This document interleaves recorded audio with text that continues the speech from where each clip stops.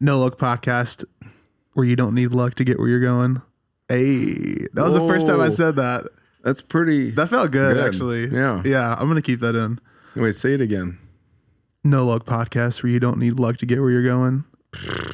I am your host, Chase. This is episode 1. Don't really know what we're doing, but I like to talk, and my friends like to talk, and my friends do cool things. So I basically just wanted to create a space where we could talk about things that are cool, right? Mm-hmm. Have cool people on. I have a cool person on today, my homie Luke. I guess. I'm here. He's here. Your car is on the fritz. Oh, right? She's gone. So we were almost late or delayed, but we're here. Yeah, that was fun. Yeah. So the main goal of this is I just wanted to create a space to talk about things that I love, whether it's tattoos, music, film, movies. So basically, I just wanted to start a podcast to talk about things that I really love and inspire, and hopefully, but inspire not in like a cheesy way. Like, I'm not here to like make you feel good about yourself. I want you to dig inside of you. And if there's things that we talk about and you're like, oh, this is cool. Yeah, we're just digging like holes. Yeah, I'm like zero. the movie. Yeah. Yeah, you should go after it. Like if there's something in you, like, and you're watching this or listening and you're like, this is cool, I want to do this, then do it. There's nothing in your way that can stop you except yourself. Except yourself. All right, let's get into this. Luke. What's up? How you doing? I'm all right. Good. So some people listening or watching this might know who you are. They might not. Totally. So who are you? Well, I am Luke Holland. It's a great start. Yeah, that's my name. I'm from originally Reno, Nevada. And that's where I grew up and lived 24 years of my life before I moved here. How did you get here? So I moved here to get married. Okay. Right. But also there was a sweet deal in it for me. Yeah. On agreeing to moving here, I said I needed to get a job with Kurt. So that was like another part of you moving here. Mm-hmm. I mean, I can't lie. If Kurt was like, come here, I would go wherever. Yeah. If that was if I was getting a job out of it. Mm-hmm. So were you tattooing at this point? Yeah, I was tattooing for about a year and a half at this point. How old were you when you started your apprenticeship? I was 23. Okay. On my 23rd birthday. Is when you started tattooing. Mm-hmm. How long have you been tattooing now? I don't know. 12? 12 Almost years? 12. I'll be 35 in a week and a half. Dang. Yeah. I don't know many people who've been doing a craft that long. Oh, I mean, other than like older tattooers. Older tattooers. Like, I think it's a milestone for me to stay at a job for more than a year. So doing like what you've been doing for that amount of time is crazy. Yeah, it's pretty wild. It doesn't feel that long. And like, correct me if I'm wrong, but when people start tattooing, the way you're supposed to do it is you're supposed to get an apprenticeship, right? Right. Can you kind of explain to me what that is for people who don't know? So basically a good apprenticeship is, you find a shop you like, artist you like, and work you like, and, start getting tattooed by them, start to get to know them. There's a freaking Harley rally outside. Ooh. I'm going to keep that in. That was cool. That was pretty sick. That was pretty sick. So yeah, basically a good apprentice looks like finding good artists who are willing to take you on as an apprentice, which basically looks like working for the shop for free for a year to 2 years. Yeah. And through that process, you learn how to properly mop a tattoo shop and sweep and clean and set up some breakdowns and cross-contamination, bloodborne pathogens, right. all these things that should come before even looking at how the artist you're setting up for set up their machines. Yeah. It's like the very entry-level stuff for the job that most people just think is, I can draw, I can tattoo. Yeah. And it is... well, it's almost like a hospital. Mm-hmm. Like, people don't realize that, like... It should be. Yeah. Like, people don't realize that a tattoo shop should be as clean, if not cleaner, as a hospital. Mm-hmm. Right? Right. And it's... I mean, that's another tricky part, is having it clean but not look clean. Yeah. No one wants to walk into a hospital room. Right. They want to walk into a place that feels like, you know, somewhere they want to party for Halloween. Right. And, you know. Yeah. So making sure, you know, everyone knows the guidelines for cleaning, the right amount of solutions for cleaning, and what to clean, where to clean, when to clean. Yeah. Is all crucial for a clean place. And that comes, in my mind, before anything else. Yeah. Do you think it's more of like a kid or whoever hangs around the shop long enough that, like, I might as well teach him something while he's here? Right. I mean, that's how it pretty much used to go. Yeah. Like, I was a kid and I was just skating every day, and I grew up listening to punk music. Mm-hmm. They all had tattoos, so I wanted them, but I wasn't old enough to get them. Yeah. So okay, this is great. What was like what was the first tattoo that you wanted before you knew like what was cool, before you knew what was like cringe, or like what did you want? I feel like you've told me before. So I grew up basically loving like X-Men, comics, all that stuff, and I was homeschooled, which is the best. Right. So I had a lot of time to like draw these dudes. Yeah. Or at least attempt to. And I have a ton of older brothers who all drew a lot. And so yummy, baby. And then my older brothers got into punk rock, obviously way before I did. So it's just what I came up on was like X-Men and tattoos. Yeah. So I would just draw like Wolverine with like hella arm hair, and this is just a big flame on each arm, like all the way around. That's what you wanted, and right? That's the earliest memory I have of wanting a tattoo. I was like maybe 8. Yeah. 8 or 9. And you wanted flames. And I wanted flames coming up my forearms. It's so metal. That's like stuff that you think is so sick when you're a kid. Oh yeah. And then you turn like 25 and you're like I worked at Home Depot for like 3 years, and there was a guy that worked at a department close to mine. His name was Steve, and he had like blue.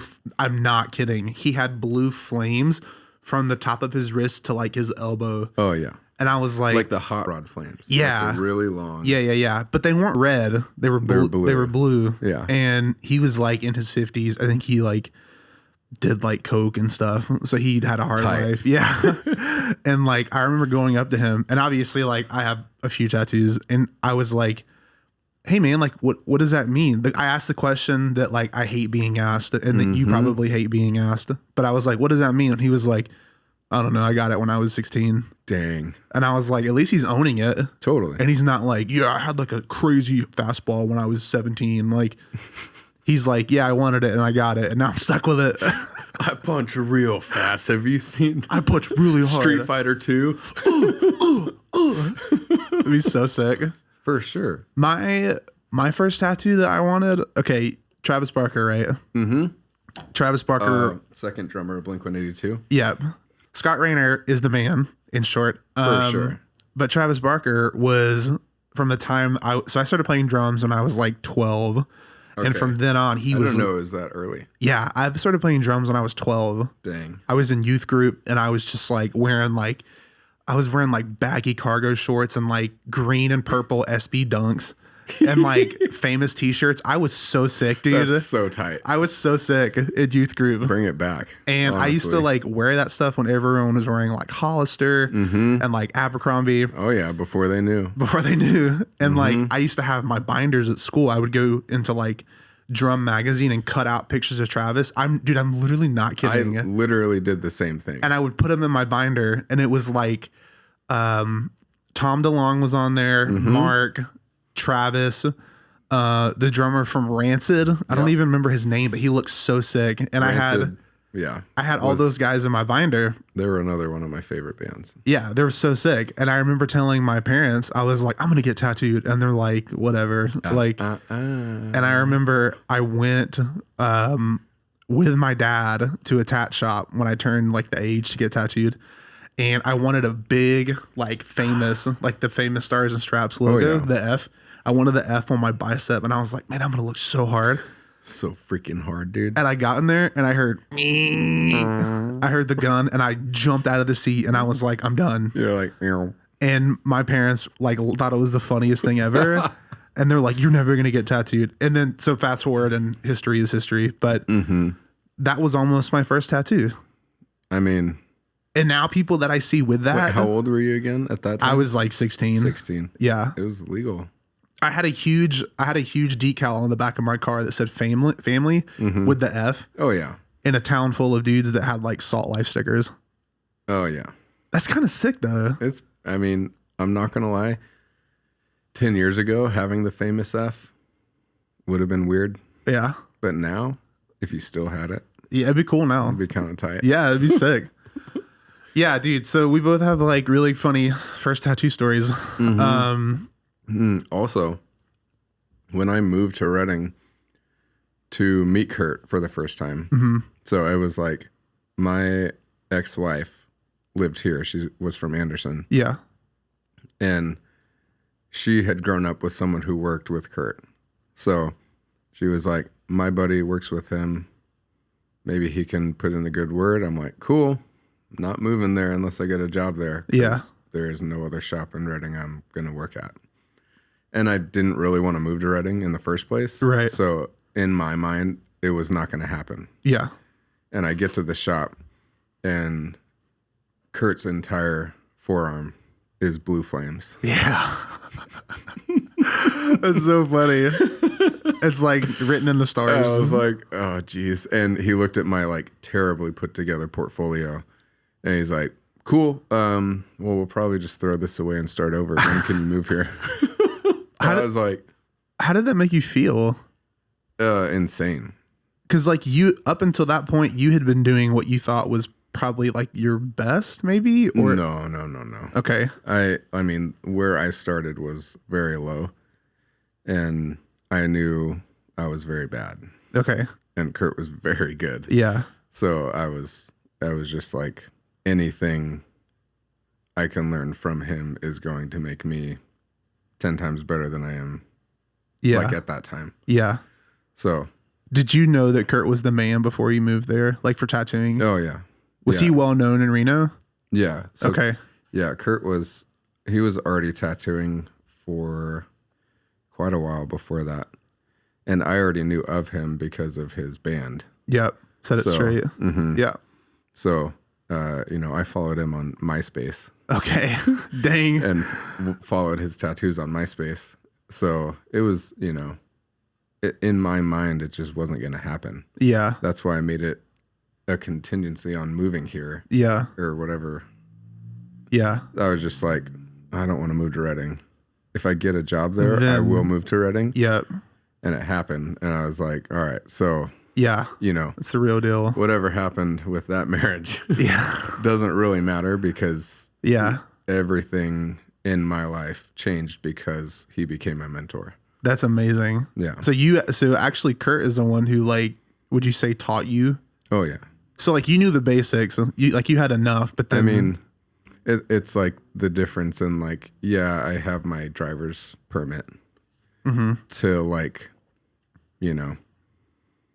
NASCAR. I don't know. Yeah.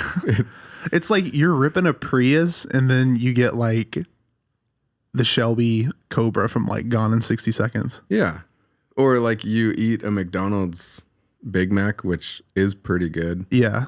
Or you go get a burger made by Gordon Ramsay. Yeah. You know? Yeah. It's still a burger, but it's like the first time I could literally do these metaphors all day. But like, it's literally like the cafeteria double cheeseburger. And it's the first time you have like In-N-Out. Yeah. It's like they're the same, but they're very different. You know, eating Whataburger and thinking it's the best thing in the world. Okay, I do local Texan, and then moving to the West Coast and having In-N-Out for the first time, and then you get a boner. That is true. I think that Whataburger's breakfast though does make up because you can get like a honey butter chicken biscuit at like 2 a.m. for sure, and you can't do that at In-N-Out. Yeah, because they know you shouldn't do that at 2 a.m. Yeah, that's a good point. Okay, so jumping back into this, what were you tattooing early on?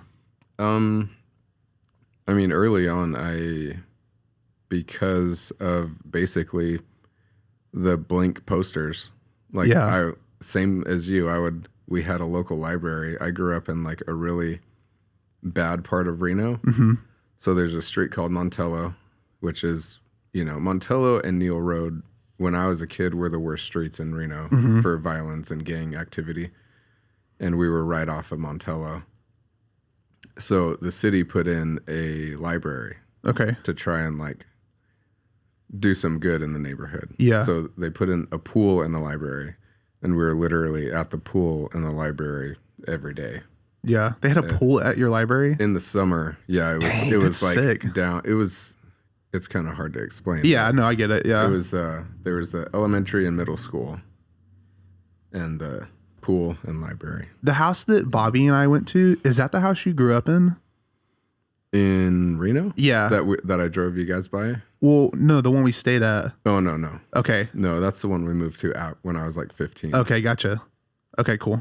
So I was just curious. We were in that neighborhood till I was 15, but yeah, I would go to the library. Yeah, none of the other kids in our neighborhood were getting, music magazines or skate magazines. So I would get my X-Acto knife and cut out pretty much all the pages. You would cut the pages out? Oh yeah. Did you ever get in trouble? No. Here's the thing. We were the only white family on our street. Yeah. So I grew up in a very diverse neighborhood. Like all of my friends were Latino. Yeah. It was just all over the place, which I am super grateful for. But I was for sure the only one showing my friends Blink-182. Yeah. And skateboarding. Right. But that's only because my older brothers had friends that were doing it. So it was just kind of a weird trickle down. And so I would just... You would just make Flash out of Blink stuff. Basically. That's so sick. All the music magazines and Blink was blowing up at that time. It's like Enema of the State had come out. Yeah. And they were coming out with Take Off Your Pants and Jacket. So even before that, like Dude Ranch. I remember when Dude Ranch came out, and like my older brother's best friend got it, and we went camping, and we had a CD player, and he brought it, and we just literally listened to it the whole weekend. That's so sick. Up in Tahoe. That's like not too far off from what we do anyway. Yeah. Like going camping, but going to the lake and listening to like pop punk. And listening that's to pop punk. Yeah. It's so weird. Like it's weird how it fits. We don't change. Yeah. I love that. We get better, but yeah, we don't change very much. Would you say that like your taste kind of changed as you like grew into tattooing? Like the stuff that you started out drawing, would you say that like... Yeah. So yeah, to bring it around, like Blink, they just had like traditional and kind of new school neo-traditional tattoos. So that's just what I grew up loving. So when I started, that's what I wanted to do. Yeah. And despite the shop I started in, me and a few of my friends they had started apprenticing before me. And when I came in, that's what they wanted to do. That's what I wanted to do. So that's just kind of what we started on. Just only doing like trying to do like a form of traditional before really learning what it was, because I had no idea what I was doing, and none of us did at the time. We were just like, this dude's good. This dude's good. Yeah. Let's try and make what we draw look like that. Who were some of those people that you were like, their stuff's good? And to be honest, I might not even know these names. Probably not. But I mean, that early on, I didn't even know, you know Sailor Jerry. Yeah. You know Ed Hardy. But back then, I didn't know anything about them. Yeah. So all I knew was like Ed Hardy was a clothing company that was bedazzled designs that looked like garbage. Yeah. And I think actually that's what everyone thinks until people actually get into the history of like what Ed Hardy did for tattooing. Oh yeah. Like I remember I was like around the same age when I was into Famous and stuff. I was 16 and I remember I got $100 for Christmas and I thought I was rich. And I went to Minnesota and I went to the Mall of America and there was an Ed Hardy outlet. And I remember going in and I was like, this stuff looks stupid. It's like skulls and it's weird. And then I saw these like Converse that had, it was a Burt Grimm tiger. It was actually the one you did on my chest, but it was a Burt Grimm tiger that was on these Converse. And I was like, that's so sick. I want those. And I went to ring them up and they were $95. Yeah. Which is like, that's a lot when you're 16 to pay for shoes. I think. Well, it used to be. It used to be, yeah. And I remember when Converse were $30. Yeah. And I like wore the crap out of those shoes. And I remember being like, I don't know why I like these, but I do. And then I remember going on YouTube and watching this whole deep dive about how like, it was like a documentary by Vice. And it was like, people think that, he just bedazzled clothes, but he actually created like a whole avenue for tattooing. And that's why I think it's so sick. His art is so expensive because it's like it's his, like he made it and there's not another person that did that. No. So that's why people will pay $10,000 for a painting of a dragon because it's his.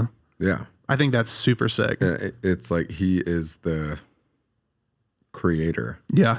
Of that look. Yeah. And like doing weird stuff too. Like there was one thing he did, I think it's called like the 1,000-page dragon or something like that. Or it's a dragon, but it's scrolls. So you can like wrap it around this room like 20, 30 times and it's still one dragon. But I like when I first watched it, I was like, who would do that? But then now I'm kind of like, he did that because he can. Yeah. Like it's a dragon that just never ends. Yeah. It's really, I think it's super sick. Yeah. But, I mean, he's a wild dude. I have gotten to meet him a few times now. That's really sick. And it's just like going from, like I said, bedazzled clothes to like meeting this dude. It like, I don't even know how to put it into words. Yeah. Like shaking that dude's hand. I was like, oh shit. Yeah. It's almost like in a weird way, it's almost like he created the path for people to like do what they're doing. Like, I'm not going to say that he started tattooing, but I think that he carved out a very niche lane for people to like follow. And I think that anyone who's like really talented at tattooing, there's always a little homage to Ed Hardy because it's like, that you wouldn't be doing some of the things that you're like doing if it wasn't for him. So totally. I think that's really cool. But so you said that Sailor Jerry and Ed Hardy were two. So yeah, I knew of them, didn't know them or their history really at all. And we mostly, like back then, popular things you would see is like, it was really cool to get upside down crosses. Yeah. Which I didn't do. Yeah. So I wasn't getting that business because I was a Christian kid doing tattoos. Yeah. So yeah, some of the guys that we were following at the time, and this was, before Facebook. This was before, well, maybe not before Facebook, but no one had Facebook when MySpace was going on. Yeah. It was like way more of like there's also this other app. Yeah. And you're like, no one's on that. Everyone's on MySpace. You can't put Dashboard Confessionals video on your Facebook page. So why would I do that? Right. Was there like, was there a scene, like, how Instagram now is like, I would say like 75% of Instagram is tattoos. Oh, yeah. Was there that much of a scene on MySpace for tattoos? Definitely not. Okay. Not even close. It was still very like... What about Facebook? No. I don't remember seeing any of that. Not at all. It like tattooing wasn't ruined until Instagram. Yeah. Yeah. Well, it's like that with photographers and filmmakers too. Totally. People have access to too much stuff. Yeah. So nothing's special anymore. Right. It's just like... That's a bar right there. They see something and like, oh, 100,000 followers. He must be good. Yeah. Or she must be good. Yeah. They're also hot, so I'm going to follow them too. Yeah. And what they're putting out is garbage because you don't know what you're actually looking at. Right. So that has ruined so many creative careers. I cut you off a second ago. You were saying you were listing out more people. Oh, yeah. So back then, a lot of people's work looked a lot like Derek Noble's. Mm-hmm. He's in at Dark Age, okay, I believe, in Seattle. And a lot of people were doing stuff that looked like Kurt Bear. Yeah.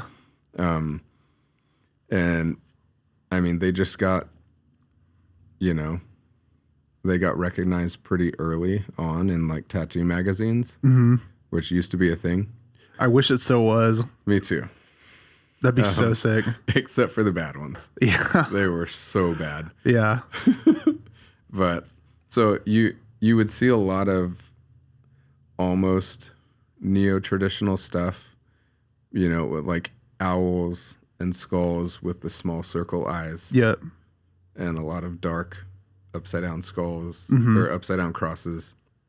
So it was kind of a hodgepodge of traditional, but I really didn't start to fall in love with just American traditional tattoos until I really started learning how it is drawn and how it's done and how difficult it is, and also how permanent it is. Yeah. Like how something you do now in this way will be this way for 10 plus years. Yeah. And, if it's done right. Yeah. Right. And then, the stuff that we were like, oh, it's kind of cool. Those small circle eyes and that skull and mm-hmm. owl are sick, but like, in 5 years, those lines are going to be mush. Yeah. That's something that I think about a lot is I see a lot of people, and again, before I say this, I'm not a tattooer. Yeah. But I do go to the shop a lot. And ask a lot of questions and have been mm-hmm. around people who've been doing it for years. And it's like, is there a right way to do these? I don't know what to call it, but it's like, it's not single needle, because I actually think that single needle stuff, if it's done well, looks so sick. Oh, yeah. It's like the dudes who buy Tat Gats off of Amazon. Tat Gats. And for sure. Like, it's really small and it's really like, it's I don't know what to call it. Maybe it's realism, but it's like, there's people who do it and like, it's the same style that like Justin Bieber has. Like, totally. It's like really small, very delicate, very intricate. Fine line, black and gray. Is there a way to do that right? There is a way to do that right. Okay. But the thing about what's happened is, Instagram. Yeah. People are doing it that way, trying to mimic a style that was created. Fine line, black and gray, especially down in Southern California, is huge, and it's done. And that stuff is sick. It's done very well, and it's done right because they know the properties of, I forget what it's called when something is tone. I think it's tone. Yeah, it's like black and gray are tones of black. Uh-huh. But those dudes know what will be black and gray mm-hmm. in 10 years. Yeah. And dudes nowadays that are doing it every day, Yeah. Super fine line, super fine shading, taking a picture, posting it, getting, 100,000 likes on it. Yeah. Don't know that in a year, those lines are going to fall out. That gray's going to be gone. Yeah. Because there's not enough contrast. There's not enough black. And they don't know how to line with a single needle. Yeah. And it's just, The people that do know how to do it right. It's just like traditional. Yeah. Like they know how to do it right and know how to make it look good in 10 years because it's going to have their name on it and they care about that. I've always wanted to get some cool single needle stuff. I'm afraid to go to someone because I'm like, I don't know if they know what they're doing. You know what I mean? Like there's a bunch of dudes on Instagram, like, you might know Austin Maples. He's one. He kind of like blends like the like SoCal Chicano style tattooing with traditional, which is really cool. And then there's like there's a guy who I met through your buddy Zane actually on Instagram. I think his name is Andrew Lopez. Yep. Dude, Andrew rules. His stuff rips. Oh yeah. Like I might post, both of those guys are great. Yeah, I might post a photo actually like right. I try not to hate things very often. Okay, let me rephrase. What's a trend that annoys you? That is a trend that annoys me. Yeah. Because very few people that want those tattoos know what they're asking for. And what they're wanting are pictures on Instagram, on Pinterest. Yeah. Of fresh tattoos that are not healed. Yeah. Not done well, not done right. Mm-hmm. And that's what they want. So I have to spend however much time, basically their patience will allow for me to tell them that it's not a good idea. Yeah. And unless you go to a dude, that I suggest that can do that somewhat like that picture, but that will last. Or, that is a hard one. Telling someone like, hey, that's not going to work. I know you have a picture of it on your phone and you want it. Yeah. But just like in my mind, it's so hard for me to just be mean or blunt about it. Yeah. So I'm always afraid to be like, hey, this sucks. This, you suck. It can be great. Yeah. But few people here know how to do it. Right. And you're going to go somewhere and get it done and it's not going to look good and you're going to come back and want me to touch it up. Yeah. And I'm not good at it. Yeah. That's why I don't do it. Yeah, like what your strength is. Yeah. Yeah, I think but sorry, go ahead. I will say some of my least favorite trends have already started passing. Okay. But it's also hard to bring up these without feeling like I'm going to offend people. Yeah, that's literally what I was thinking. I was like... Because these were real trends. Yeah. And I have done hundreds of these tattoos. Let me hear. Infinity symbols. Yeah, dude, that's... Yeah. Pine trees. Yeah. Feathers. Yeah. Infinity symbols with feathers. Infinity symbols Bird with silhouettes. Pine trees with feathers. With forever in it. Yeah. Which, if you have it, that's fine. It's what you wanted. If you still love it, good. Yeah, there's no shame, honestly. If you have it and don't love it, cover it up. I can try and cover it up with something. Get a big panther head. Big panther head. Yeah. Dude, I remember this just made me think of this real quick. I actually wanted to hear yours too. Your first tattoo. Oh, not the one you wanted, because we talked about that, but like, what was your first tattoo, and like, what was your experience like? Because I feel like tattoo shops, if you're not there all the time, can be super intimidating. Totally. Yeah, I mean, that's a hard thing for me to know as truth, is most tattooers are assholes. Yeah. It's starting to shift, in the last 5 to 8 years, but there's still the old heads out there that are not good dudes. Yeah. And intimidating people and rude people. I feel like that also is in a lot of industries of people who are in like niche environments, like what photographers, like dudes who work in film. Like I feel like you and I are both like super lucky that we work in industries where we've seen people who are really sick, and we've also seen people who are just like the worst. Yeah. Like I remember, so Austin Switzenberg, who's like a mutual friend. I actually met Austin. I'm gonna actually have him on this podcast, I think. But oh, that'd be rad. I met him through Instagram, and he used to live in Reading. He actually used to live at Bob's, And when I moved into Bob's, I was like, dude, I got to talk to this guy. And I mean, he's done so much work, and I'm not going to flex right now. I'll let him flex when he's on here. Totally. But I met him. Austin rules. I met him because we were on a project together, and I was like so intimidated by him. But when I met him, he was so nice. Oh, yeah. And it's like, he's a total sweetheart. He's so talented, and he's so nice. And we talked for like an hour and a half about just like movies. And I'm like, I wish that more people who were really good at their job could like level with me like that. Yeah. And like I said, and I'm sure you have too, like you meet people who are like legends, and then you're like, oh man, I wish I wouldn't have met them. Totally. Like they're not super fun to be around. No. I wish that would change overall, but for sure. Yeah. Yeah. That's like just one of those things. Everyone's like, who would you get tattooed by? And I'm like, my friends. Yeah. Dude, that's a real thing. I have people, cause like you've done a lot of tattoos on me. And the thing is people like, well, when you run out of space, like, what are you going to do? I'm like, I'm going to have sick tattoos from my friends. We had a good time while I was getting them, before or after, you know what I mean? Yeah. And it's like, I have a huge fear that I'm going to get like my hands or my neck or my back from someone who is really well known, but they're just not a good person. Yeah. So then when I see that tattoo, I'm not going to see that, oh, I have a piece from this person. I'm going to see that, oh, I have a tattoo from an a-hole on my body. Yeah. And I'm going to have that forever.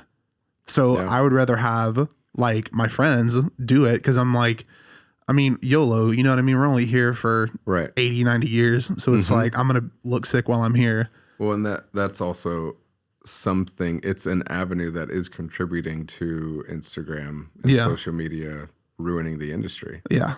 Because people are blowing up on Instagram and TikTok. So people want to get tattooed by them. Yeah. But they're assholes. Yeah. So then they're like, well, I don't want to go to a shop. I want to go to my homie who does it in his garage. And the thing I feel like with Reading too, specifically, like Reading's so small that, you know, there's a million tattooers on the East and West Coast.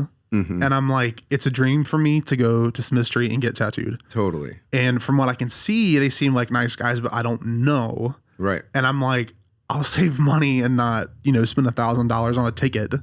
And I'm like, would go to see anyone at Iron Mountain. Like everyone there is they're all the best dudes. And I think like, yeah, I think that's a huge thing that like I recently made up in my mind, where I was like, I will get tattooed by my friends probably forever. Yeah. Like even if I move from Reading, like I will come back to get tattooed by you or Kurt or whoever. Yeah. Yeah. I mean, that's where I'm at. Yeah. It's like, I don't love getting tattooed anymore. Probably hurts more now. It hurts much more. Yeah.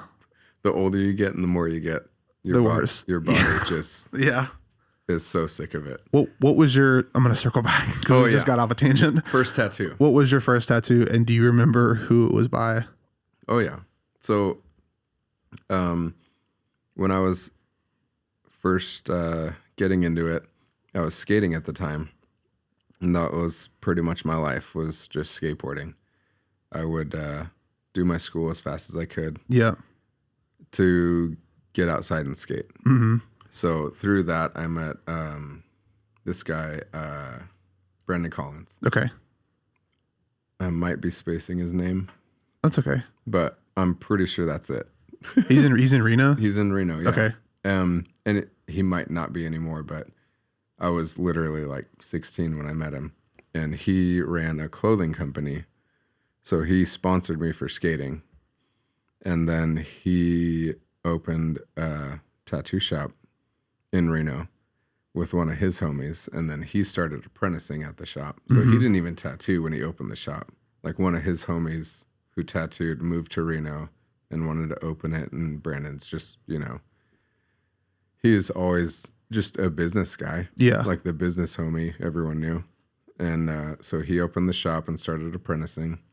So on my 18th birthday, I left my birthday party to go get a tattoo. You just dipped out? Yeah. Did your parents know? Mm-mm. You did it without them knowing? Yeah. Well, I mean, you're 18. Exactly. Yeah. My parents were like, I had the best parents ever. Yeah. They were like, you have to be 15 to get piercings. Like in Nevada, parental consent is parental consent. Yeah. So, you know, I could get a tattoo at 10. Yeah. If my parents sign off on it legally. No way. Oh, yeah. That's crazy. No one does it. Yeah. I don't know. But, so yeah, 18th birthday, go and get tattooed. And I had these. So my favorite artist at the time was a guy named Dave Quiggle. Okay. And Dave Quiggle used to do all the artwork for Face Down Records bands. Yeah. Like a Christian record label, Christian hardcore. Yeah. So he did like, you know, so many bands. Mm-hmm. And he had his own line of art called Black Rose District. And he put out these illustrations of the 10 Commandments. So I bought prints of them. That's sick. And I was like, you know, after the Flames phase, yeah, I was like, I want a sleeve with the 10 Commandments on it. And I was like, if there's one thing I want to remember forever, it should be these things that I believe we should live by. Right. So if that's you need a reason, you need a reminder not to kill someone. Right. Yeah. Or, you know, steal. Or look at another man's wife and be like, I want that. I want that. Yeah. So that was kind of my process of being like, if I get a tattoo, it should mean something. Yeah.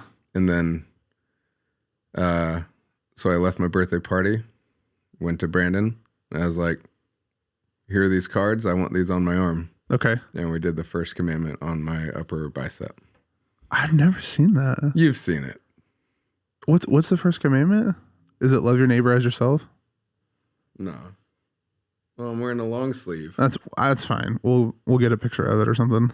Yeah, we'll put it right here. Dave Quiggle, right here. First commandment. Do you know the first commandment? Thou shall not serve any other gods before me. Fire. It's basically the golden calf on an altar broken in half. I have seen that. Told you. Oh, so it's not actually script. It's like imagery. No, there were illustrations of the 10 Commandments that he made. Yeah. I actually would love to see those now. No, they're insane. That's so sick. His art is still like some of the best like illustrations of faith I've ever seen. Do you guys still talk, or do you have like a relationship or any kind? Well, so I didn't know Dave Quiggle at all. I just brought that art to Brandon Collins. Okay. Oh, so they're two different people. Two different people. I got you. I'm tracking now. Yeah. So I literally did the worst thing. I brought in someone else's art and said, I want this. Yeah, that's a great point. Did they find out? Well, he knew. Okay. But he was also an apprentice and still learning how to tattoo. He was like 7 months in when he did them all. And I actually still only have 8 of them. But so that's what all those are on your arm? Yeah. No way. I've always wondered what those were because I haven't seen stuff like that before. I have 6 through 7, and then I have 9, and I'm missing 8 and 10. Dude, no cap. That's very sick. Because there's sometimes like we're at boys' night and I see you laying down. I'm like, what is that? Because not because it's bad. It's just because I've never seen that style before. Mm-hmm. And like I think that it's like a trend that some tattooers have like interesting tattoos. Like I know people who've tattooed me before. I'm like, I don't know what that is. I'm not going to ask. So I always thought that that's what it was. But I want to push Happy Dad. I can't find him anywhere though. Dude, Happy Dad? What's up? Yeah. If you're listening to this. Liquid Death? Yeah. What's up? That's a great point. I don't know how sponsors work, but I love Liquid Death and I also love Happy Dad. So if you're watching this, let's talk, baby. Let's talk. We're a young audience. We got the young audience listeners, I think. I have so many friends. Yeah, it's true. Actually, this is a great segue. Okay. What is it about you that you think that people gravitate towards? Because like, if you remember, that's a weird question to ask someone, but I'm going to let you marinate on that one. Okay. I don't know I know you remember, I was messaging you on Instagram, like a year before I moved here. Yeah. And I think it was I moved here in 2017. I think it was 2016 because you had tattooed Hunter's. You did his sleeve and he posted a photo and tagged you. And I was like, I had like 2 tattoos by then, and I was like still trying to figure out what I liked. And I was like, there's something about Luke's stuff that like, it's solid, it's big, it's bold, and like I want that all over me. Like, so I remember I just DM'd you and I was like, yo, dude, I want to get tattooed by you. And you're like, sick, dude, let's do it. Show up. Yeah, literally show up. And I was like, I think I told you I was like in Alabama or something. And you're like, oh shoot. Like, and then I think I remember saying something like, I'm moving soon for school. And like, we should like hang out. And then I think that you moved actually as soon as I moved here. So it was like 2016 was the year of my life. Yeah. Got wild. Yeah. Yeah. I remember like being so bummed because I think you moved, correct me if I'm wrong, you moved to Portland first, right? You went back to Reno first? Okay. Yeah. You went to Reno, and then I think I didn't get my first tattoo from you until it was like November of 2017. Okay. And I remember because you was in Reno? No. It was when I was you back in came Reading. back. So you would come back for like little tattoo trips. And I remember every time I would see you, you would post like, I have open space, Reading. And I'm like, oh shoot, yo dude, can I book you in for and you were like, what do you want? And I was like, I want a ship. And I want to ship. And I was like, yeah, so that was this guy right here. And then the rest is obviously history. This picture right here. Oh yeah, we'll have to put that picture right here. Put it there. Yeah. It's an old picture now, but it is. I mean, it looks great. It looks great now. It looks better than my other tattoos I have for around the same time. But yeah, but what I was saying is like someone told me one time that like Luke is Redding's best friend. Everyone in Redding's best friend. Like I can go to any Dutch press stand and be like, do you know Luke Holland? And even if they've never met you, they'll say, yeah, I know Luke. No, it's because I made my friends put my sticker in every stand of me. We should find a picture of that. Half naked in front of a waterfall. This Ryan Thompson go took that picture. right here. It's right here. See if we can find that somewhere. But yeah, like you kind of break the mold for like, you know, like you were saying earlier that a lot of like, not a lot, but some tattooers who are like really talented are also not the nicest people to hang out with. Oh yeah. But did you like naturally set out to like be different, or do you just think that like that's just what you've always been that way? I don't know. That's great. That's fine. I mean, I think for most of my life, I mean, I'm a 7. Yeah. You like to party? I like to party. Yeah. I like and not be sad. A million friends. Yeah. And before I knew anything about, you know, personality types, whether you believe in those or not. Yeah. They're real. They are very real. And at a young age, you know, I just started realizing the way I was doing friendship wasn't doing a good job keeping friends happy. Yeah. Yeah. I was like, oh, when I have, you know, my main friend group, but I want to go say hi to all my brothers' friend groups. Because I have 5 brothers. Yeah. So there were 6 of us, all boys, no sisters. Mm-hmm. And we were all pretty much extroverts. So, you know, you just want to hang out with your brother's friends. Right. I'm the second to youngest, so most of them are older. Yeah. I think at a young age, I started realizing like, oh, leaving my friends to hang out with other groups hurts my friends. Yeah. So I started to like try to not do that. Yeah. And I think just over the course of my life, I have been hurt in so many ways by people that I don't want to do that to other people. Yeah. And I mean, that's me trying to explain something I don't really think about. No, totally. I know you don't think about that. Like, I know we're here to love people. Yeah. And I know I'm here to love people. Like, right. Whatever you believe in, whatever faith you believe in, whatever religion you believe in, that's the one thing that everyone agrees on. No one knows where it comes from. Yeah. Unless they read the Bible. Right.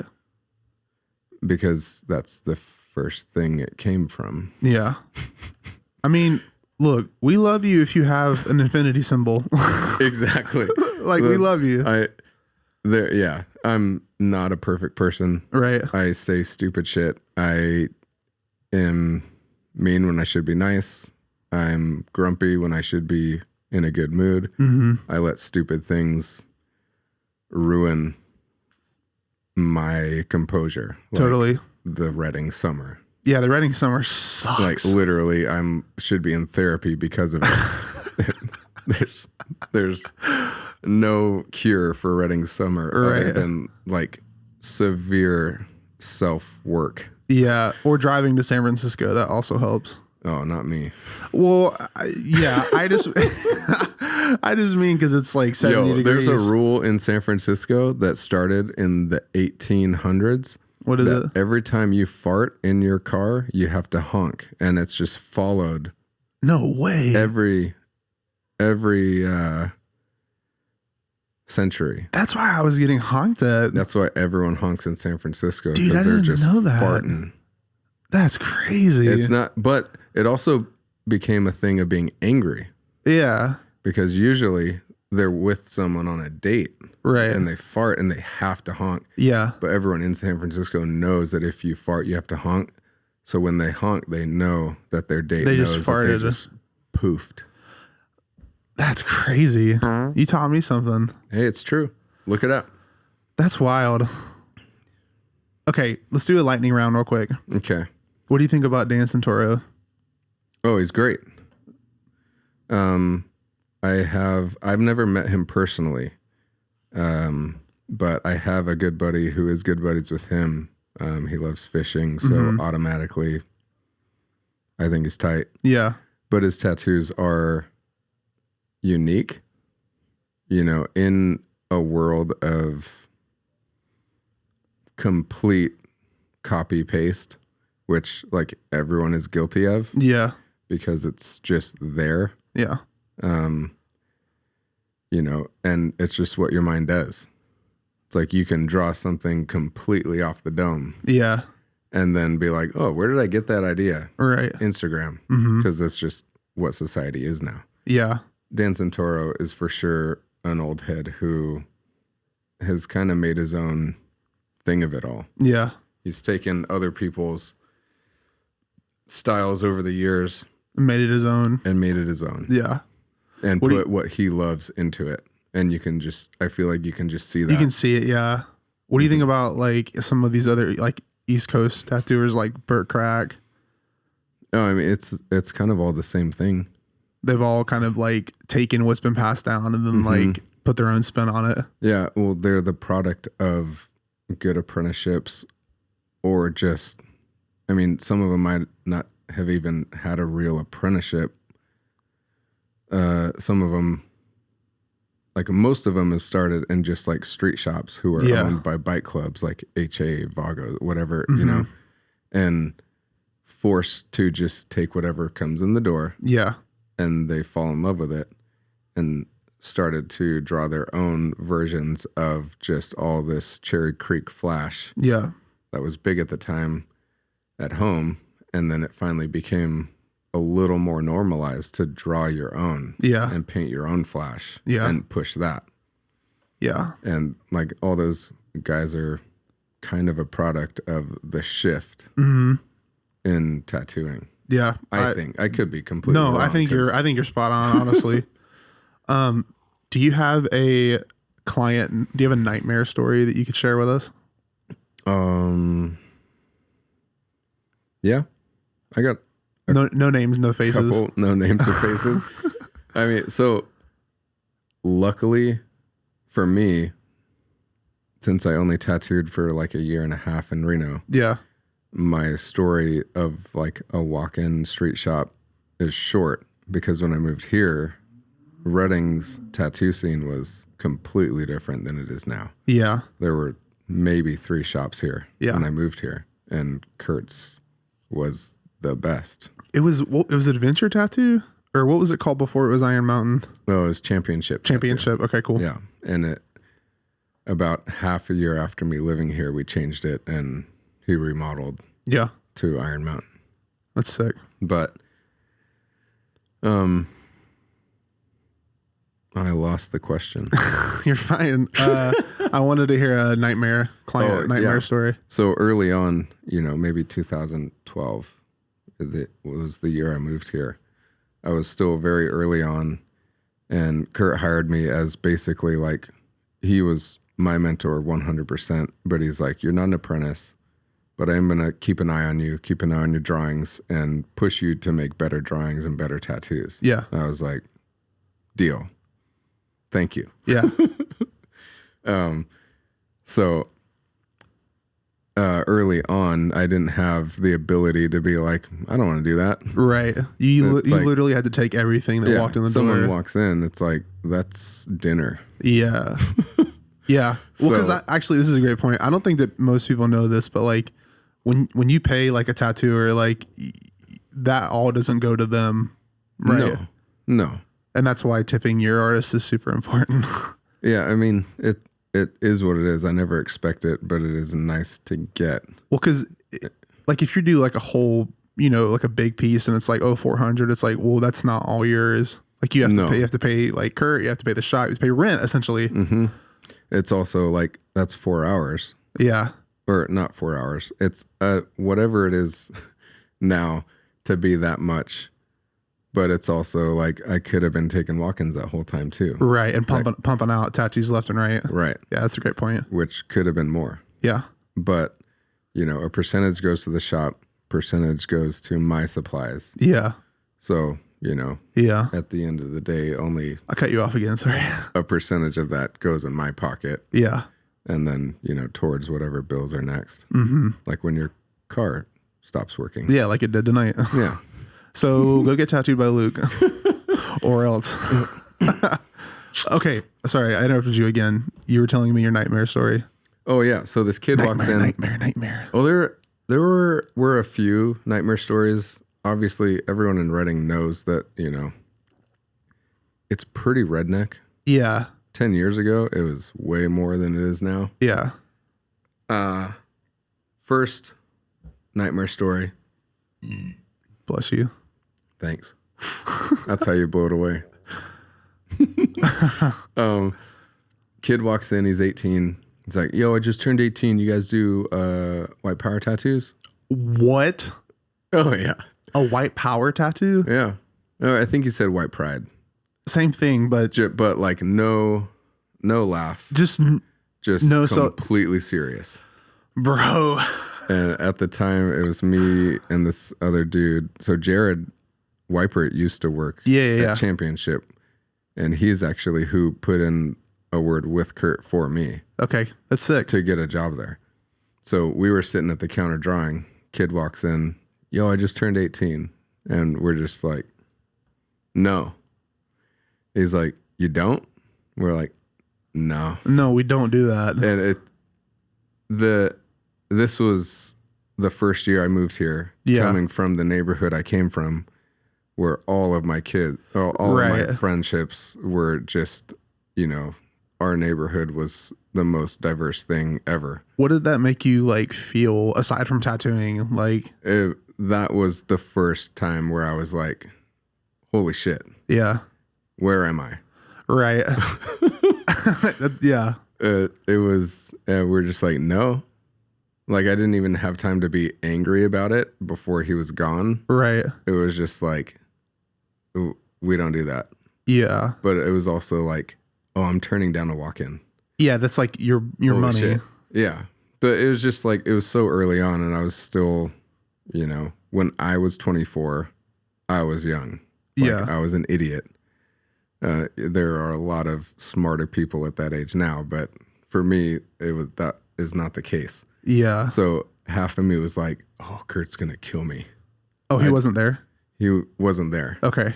But he came back, and I was just like, a loyal kid. Yeah. I was like, yo, we just told this kid to leave. Were you scared? Oh, yeah. Like you were scared he was going to get mad at you? Mm-hmm. Okay, yeah. Which is stupid. But it's I get it. Brittany.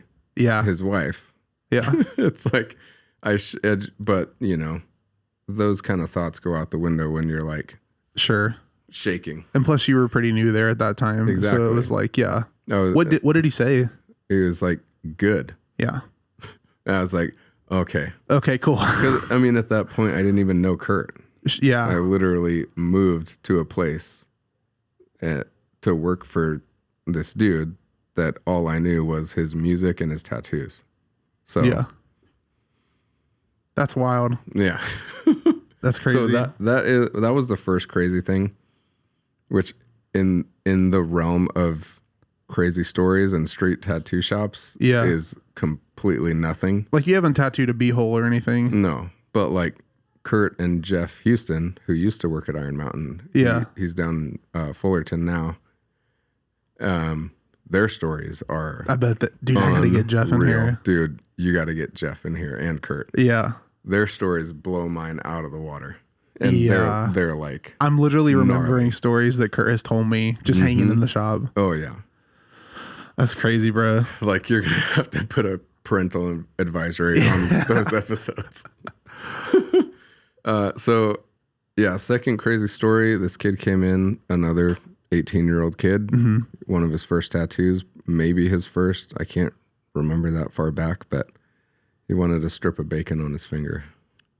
I mean, while that might be dumb, there's no harm in that, you know. It was a strip of bacon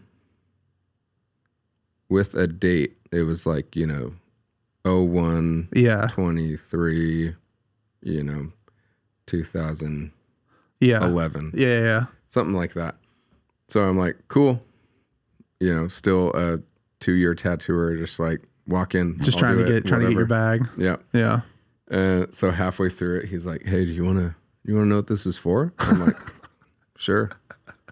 And I'm like, oh, hopefully Kurt didn't hear him say that, because in my mind, I'm like, oh, I didn't even ask him what this meant. Yeah. And he's like, oh, this was the date I asked the girl I was going to marry out. And I gave her a pack of bacon. What? And I was like, oh. What? All right. And I start to go, and I'm like, wait, the girl you were going to marry? And he was like, oh, yeah, she's with my best friend now. Oh, my God. What do you say, or what do you do in those moments? I turned off. You're like, cool, man. Hold still, we're almost done. Here we go. Oh, also, finger tattoos that I've only done a handful of so far. We need a heel pick of that. Dude, some kid, he's like almost 30 now, is walking around with a bacon finger. Bacon finger, dude. Dude. Maple bacon, dude. Dude, thank you for coming to hang. For sure. What's your social media? How do people see your work? My Instagram is Holland Oats. We're gonna throw that up right here. It's right here. It's Holland_Oats. OATEZ. And the best way for people to get tattooed is to just either come into the shop or DM me on Instagram. They have to come to Reading though, right?